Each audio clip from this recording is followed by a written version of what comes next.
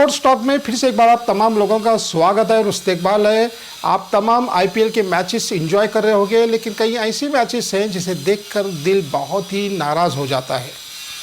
Tata IPL 2022 का 15वां season जो बड़े ज़ोरों शोर से अपने इख्तिताम को पहुंचने जा रहा है और उसमें ऐसे बहुत सी टीमें हैं जो अपने खेल का बेइंतहा शानदार मुजाहिरा कर रहे हैं। टाटा आईपीएल 2022 का 15वां एडिशन जिसके 55 मैच अभी तक खेले जा चुके हैं। इस टूर्नामेंट में ऐसे कई टीम शामिल है जो अपने खेल का बेइंतहा शानदार मुजाहिरा कर रहे हैं और उसमें एक नाम है गुजरात टाइटंस। गुजरात टाइटंस वो पहली टीम है जो इन्होंने 2022 के प्लेऑफ के लिए अपना मुकाम बनाया है। 2022 के इस 15वें एडिशन में खेले जाने वाले तमाम मैचेस बेइंतहा शानदार थे, लेकिन इस टूर्नामेंट में हमें ऐसे कई मैचेस देखने का मौका मिला जिसकी वजह से हम थोड़े से नाराज़ हो गए। प्लेऑफ में जो टीमें पहुंच रहे हैं जिसमें गुजरात टाइटंस ने अपना मकाम बनाया है, उसके साथ बनाएंगे Lucknow super giant, Rajasthan royal और रॉयल चैलेंजर्स बेंगलोर। इस टूर्नामेंट में हर फ्रेंचाइज को 20 मैचेस खेलने होते हैं और हर टीम अब तक 11 मैचेस खेल चुकी है। सबसे बुरा हाल मुंबई इंडियंस का है जिसका मैंने पिछली बार जिक्र किया था और मुंबई इंडियंस अगली मर्तबा किरण पोलार्ड को भी रिटेन नहीं करेगी। कोलकाता नाइट राइडर्स जो अपने 5 मैचेस हार चुके थे लेकिन फिर से एक बार अपने अच्छे खेल का मुजाहिरा करते हुए मुंबई इंडियंस को बुरी तरह से शिकस्त दे दी। आप देख रहे हैं स्पोर्ट्स टॉक।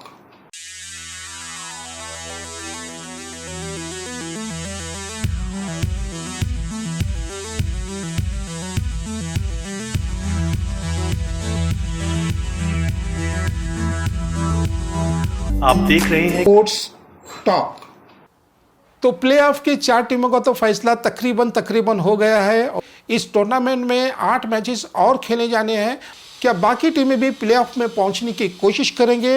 अब हमें देखना होगा कि सनराइजर हैदराबाद है, दिल्ली कैपिटल्स है, मुंबई इंडियंस तो इस टूर्नामेंट से बाहर हो चुकी है और केकेआर मुंबई को शिकस्त देने के बाद प्लेऑफ की दौड़ में शामिल हो गई है। टाटा आईपीएल 2022 के एडिशन के फौरन बाद इंडियन टीम को T20 का एक टूर्नामेंट साउथ अफ्रीका के खिलाफ खेलना है जिसके लिए टीम का चयन होना है, टीम का सिलेक्शन होना है। लेकिन बहुत से प्लेयर्स जो इंडियन टीम के लिए खेलना चाहते हैं इस वक्त तो जख्मी है। हालांकि इंडिया में ऐसे बहुत से प्लेयर्स मौजूद भी हैं, लेकिन बहुत से प्लेयर जख्मी होने की वजह से इस T20 में अपना मकाम नहीं बना पा रहे। सबसे पहले नाम आएगा सूर्य कुमार यादव। सूर्य कुमार यादव जो मुंबई इंडियंस के लिए खेलते हैं और मुंबई इंडियंस के लिए उन्होंने अभी तक सिर्फ 8 मैचेस खेले हैं और एक मैच में जख्मी होने की वजह से अब वो दूसरे मैचेस में हिस्सा नहीं लेंगे। सूर्य कुमार यादव एक बहुत ही शानदार प्लेयर हैं और आईपीएल में उनका प्रदर्शन, उनका परफॉर्मेंस बेइंतहा शानदार था। बीसीसीआई सिलेक्शन कमेटी के चेतन शर्मा का कहना है कि विराट कोहली से हमने खुलकर बात की और इस बात से आगाह किया कि उन्हें इस टूर्नामेंट के लिए उन्हें रेस्ट दिया जा रहा है। रोहित शर्मा को इस टूर्नामेंट के लिए भी रेस्ट दिया जा रहा है और ऐसे कई दूसरे खिलाड़ी हैं जिनका नाम आपको जल्दी मालूम हो जाएगा। आप देख रहे हैं स्पोर्ट्स टॉक।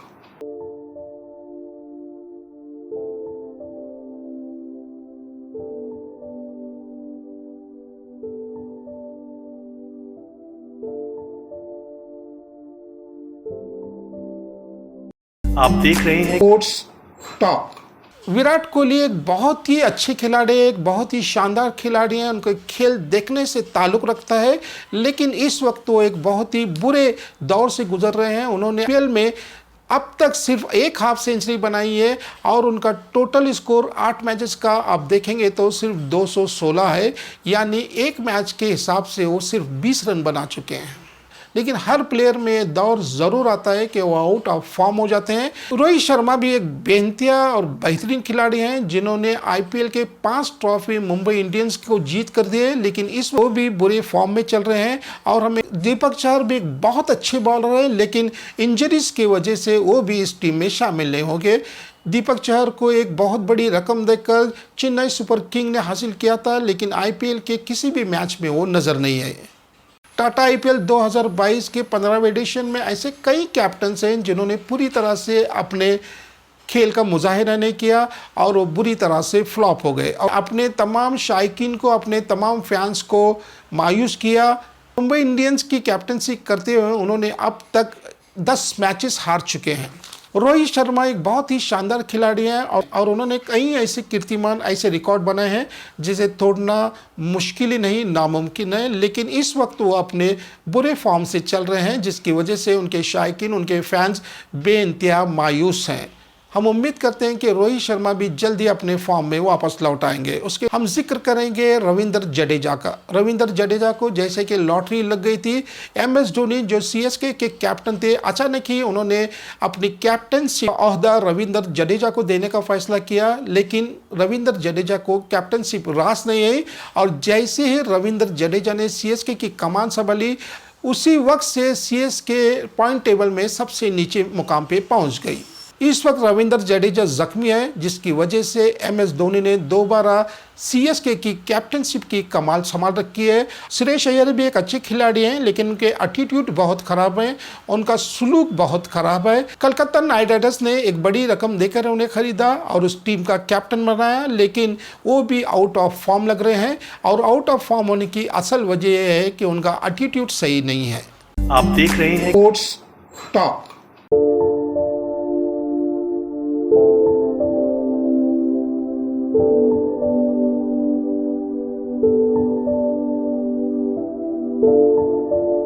आप देख रहे हैं स्पोर्ट्स टॉक।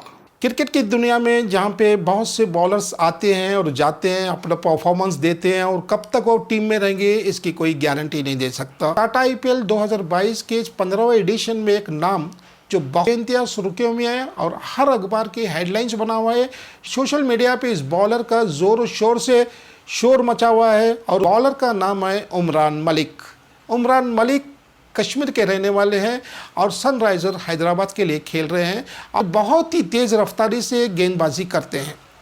इनके गेंदबाजी की रफ्तार से सब कायल हो गए हैं, यहाँ तक कि लेजेंड सुनील गावस्कर ने भी इनकी बेइंतहा तारीफ की है और BCCI के प्रेसिडेंट सौरव गंगुली भी इन्हें अपनी टीम में शामिल करने की ख्वाहिश जाहिर की है।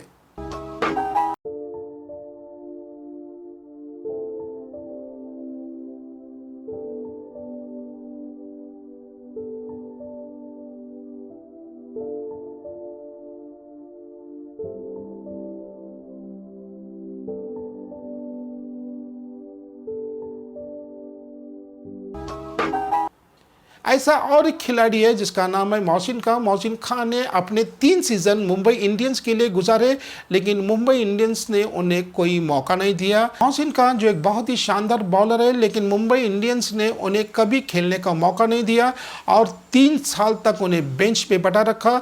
उसके बाद उन्हें रिलीज कर दिया गया।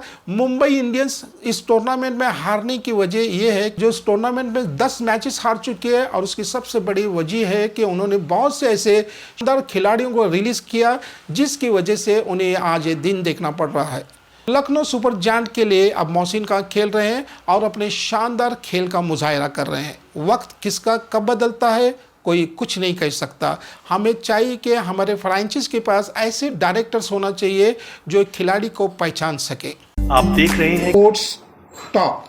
हम ये सब सोचते हैं कि खिलाड़ियों की ज़िंदगी बड़ी शानदार होती है, बड़े बड़े होटलों में रहना पड़ता है, उनको बहुत पैसा दिया जाता है, उनकी ज़िंदगी बड़ी शानदार है, उनके पास कीमती कीमती कार्स है, उनके पास कीमती कीमती फ्लैट्स है, उनके पास ढेर सारा बैंक बैलेंस है, उनके पास कीमती कीमती घड़ियाँ हैं।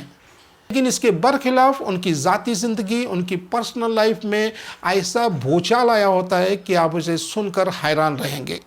आज इस एपिसोड में हम उस खिलाड़ी का जिक्र करना चाहते हैं जो एक बहुत ही शानदार खिलाड़ी है और जब भी वो कैच पकड़ता है तो शड्डू मारता है। ना उम्र की सीमा हो ना जन्म का हो बंधन, जब प्यार करे कोई तो देखे केवल मन। ये लाइंस एप्ट सूट होती है हमारी इंडियन क्रिकेट टीम के शानदार परफॉर्मर शिखर धवन पर। शिखर धवन जहां स्टेडियम में इंडिया को अक्सर प्राउड फील करवाते हैं, वहीं उनकी पर्सनल लाइफ जो है वो कंट्रोवर्सी से भरी है। इनफैक्ट ज़्यादा तो नहीं, लेकिन हाँ, शिखर धवन को लेकर कंट्रोवर्सी तब हुई जब उन्होंने तलाक लिया और तलाक के पीछे जो कारण आए वो काफ़ी चौंका देने वाले थे। सबसे पहले तो शिखर धवन ने जब डेट करना शुरू किया अपनी वाइफ को शादी से पहले, तभी वो सुर्खियों में थे क्योंकि उनकी वाइफ उनसे ना सिर्फ उम्र में 12 साल बड़ी थी बल्कि खुद एक डिवोर्सी थी और 2 बच्चियों की माँ थी। जी हाँ, आपको बता दें कि शिखर धवन ने शादी की थी आयशा मुखर्जी से। आयशा मुखर्जी से पहली बार शिखर की मुलाकात 2008 में हुई। दोनों ने शादी 2012 में की, लेकिन ये 4 साल की डेटिंग और 8 साल की शादी डिवोर्स तक कैसे पहुंची, वो वाकई शॉकिंग था। शिखर और आयशा की मुलाकात फेसबुक के जरिए हुई। शिखर धवन भज्जी के फ्रेंड लिस्ट देख रहे थे जिसमें आयशा एडिट थी और शिखर धवन को आयशा की डीपी अच्छी लगी, उन्होंने फ्रेंड रिक्वेस्ट भेज दी। फिर क्या था, भज्जी ने शिखर धवन और आयशा की मुलाकात करवा दी। भज्जी और आयशा दोनों फ्रेंड्स थे। आयशा एक अमेच्योर बॉक्सर थी और क्योंकि क्रिकेट में इंटरेस्ट था, खुद भी स्पोर्ट्स के फील्ड से थी, इसीलिए हरभजन की वो फ्रेंड थी। हरभजन ने दोनों के बीच फ्रेंडशिप करवाई और धीरे धीरे दोनों की दोस्ती गहरी हो गई। 2008 से इन दोनों ने डेटिंग करना शुरू कर दिया। शिखर धवन को ये पता था कि आयशा उनसे 12 साल बड़ी है। उनकी जो फैमिली है वो शायद इस रिश्ते को अप्रूव नहीं करे। बावजूद उसके शिखर धवन ने उम्र की और परिवार की परवाह किए बगैर आयशा से प्यार का इजहार किया। आयशा की अगर बात करें तो खुद एक बॉक्सर रह चुकी है और 90s में ही उनकी शादी हो गई थी ऑस्ट्रेलियन बिजनेसमैन से। इस शादी से उन्हें 2 बेटियां हुई, एक ईयर 2000 में और दूसरी ईयर 2005 में। आलिया और रिया उनकी बेटियों का नाम है। आयशा है तो इंडिया से, लेकिन अपब्रिंगिंग उनकी ऑस्ट्रेलिया में हुई है। उनके पिता बंगाली है और मदर ब्रिटिश है। आयशा और शिखर धवन के लिए कहते हैं कि 2009 में दोनों ने एंगेजमेंट कर ली थी। आयशा तो शिखर धवन से तभी शादी करना चाहती थी, लेकिन शिखर धवन तब अपनी क्रिकेट पर फोकस करना चाहते थे, इसीलिए उन्होंने शादी के लिए थोड़ा वक्त मांगा। आयशा भी मान गई। इस दौरान शिखर धवन ने इंडियन क्रिकेट में काफ़ी नाम कमाया और वो इंडियन क्रिकेट के टॉप क्रिकेटर्स में जाने लगे। 2012 में शिखर धवन और आयशा ने शादी कर ली, लेकिन इस शादी से उनके फैमिली वाले खुश नहीं थे। बट शिखर धवन खुश थे, उन्होंने फैमिली को कन्विंस किया और फाइनली दोनों की शादी हो गई। इस शादी से उन्हें एक बच्चा भी हुआ। 2014 में बेटा पैदा हुआ जिसका नाम रखा गया जोरावर। इसके बाद कहते हैं कि आयशा अपनी ज़िंदगी में मशगूल वो बच्चों को रखती और शिखर धवन अपना क्रिकेट खेलते। शिखर धवन का दिल बहुत बड़ा था। आयशा की जो पहले की बेटियां थी उन दोनों को भी शिखर धवन ने अडॉप्ट कर लिया। अब शिखर धवन के साथ इंटरनेशनल क्रिकेट टूर पर आयशा न सिर्फ जोरावर को बल्कि अपनी उन दोनों बेटियों को भी साथ रखती थी और इससे भी शिखर धवन को कोई दिक्कत नहीं थी। लेकिन 2018-19 में जब दोनों ने सेपरेशन अनाउंस किया तो वो काफ़ी शॉकिंग था। शिखर धवन के एक क्लोज्ड फ्रेंड ने ये बताया कि शिखर धवन और आयशा में इश्यूज तो पहले ही होने लगे, लेकिन दोनों ने शादी को चलाने की कोशिश की। शिखर धवन इन इश्यूज के बावजूद आयशा को रखना चाहते थे, लेकिन आयशा ने ही कह दिया कि वो सेपरेट होना चाहती है, जिसके बाद शिखर धवन ने भी आयशा को रोका नहीं। इन दोनों के बीच एग्जैक्टली क्या हुआ ये तो नहीं पता, लेकिन अक्सर कोई भी मैरिड कपल जो है वो 100% कोशिश करता है अपनी शादी को बचाने का। जब कोई जरिया नहीं बचता है तभी दोनों अलग होते हैं। तो कहा जा सकता है कि रीज़न तो कुछ ऐसा ही है कि दोनों ही जिससे सहमत नहीं थे।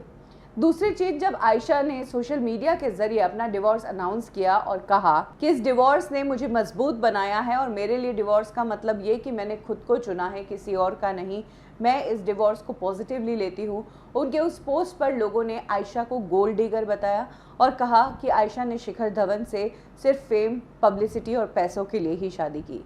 कहा जाता है कि शिखर धवन ने जब आयशा से डिवोर्स लिया तो एलिमनी के रूप में भी मोटी रकम दी गई, क्योंकि आयशा अर्निंग मदर नहीं थी। उनकी दोनों ही शादियों में वो मदरहुड में ही बिजी रही। यही कारण है कि उनके पास इनकम का कोई जरिया नहीं था। तो जाहिर सी बात है, जब वो अलग होगी तो फाइनेंशियल हेल्प तो पति से लेंगी ही।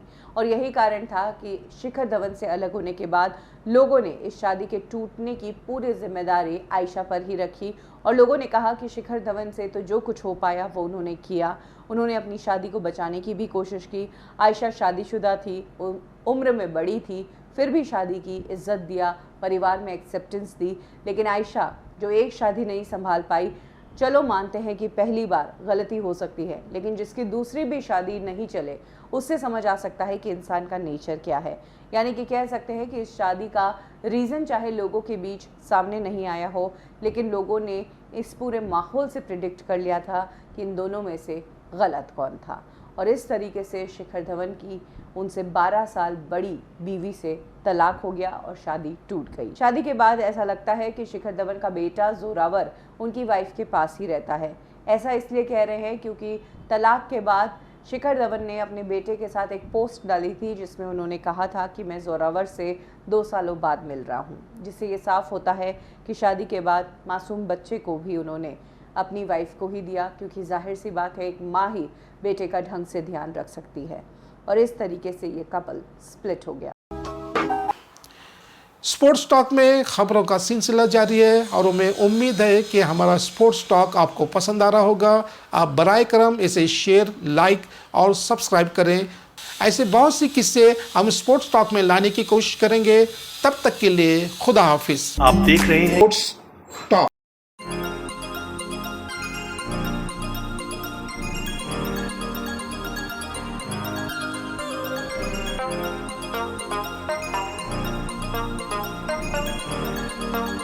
आप देख रहे हैं स्पोर्ट्स टॉक।